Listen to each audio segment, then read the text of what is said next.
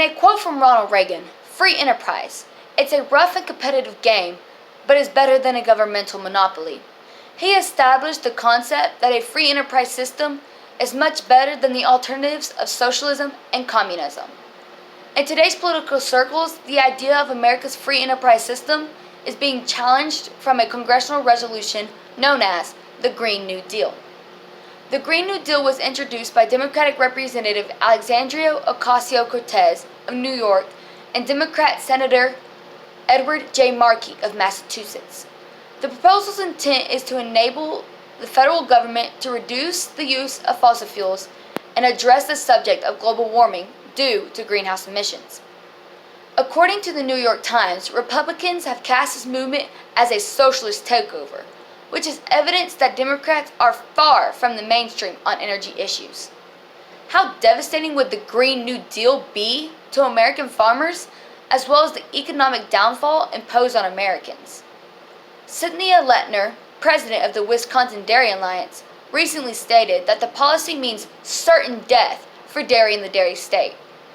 If we think we have seen a high exit of farms in Wisconsin in the past several years, this policy will close the door to any dairy surviving. W.M. Curtis stated in an article addressing free market farming that the current farm problem is a matter of surpluses some $7 billion worth of commodities, which the government either owns or holds under loan. As a result of the careless use of the term surplus, we are expected to believe that the farm problem exists because there are too many farmers, or farmers produce more than we need, when in reality, the surplus exists only because the government has tinkered with the market mechanism by pricing commodities above free market value, thus producing insufficient demand for the product as commodities accumulate. Like its 1930 namesake, the Green New Deal would require big government intervention in our economy. The main goal of the movement would fail, and millions of Americans would be in poverty and living standards would decrease drastically.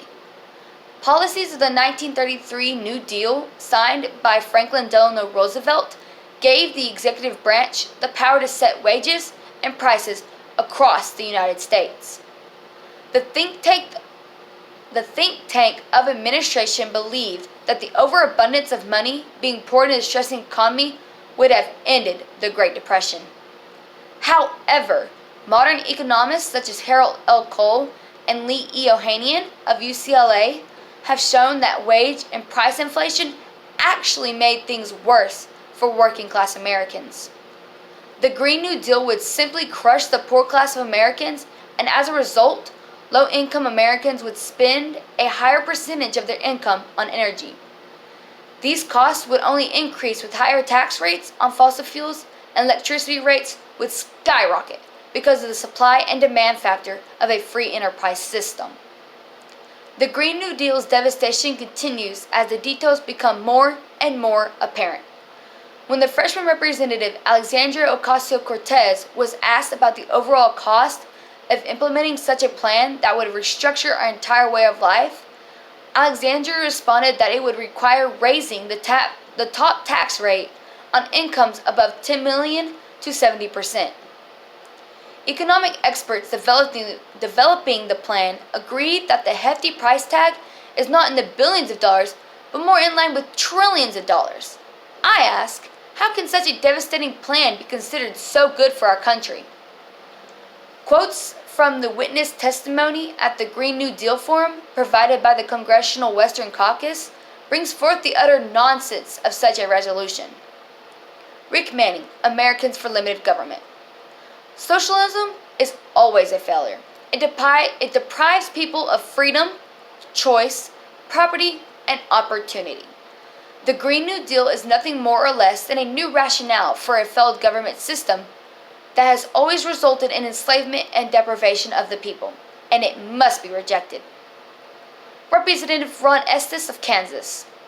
The Green New Deal is a massive government takeover of every facet of our lives. This proposal is anything but serious and exposes the priorities of those bent on increasing taxes and expanding the size of government to impose an agenda on every American family, farm, and business. Kansas knows how to protect our environment and quality of life without being told what to do by government officials in Washington, D.C., and I stand with them opposing this bill. Representative Louis Gohmert of Texas.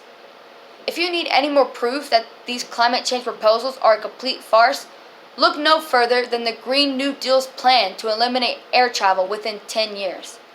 The Democratic leaders in the House and Senate include some of the most frequent flyers anywhere and are chauffeured about in massive SUVs.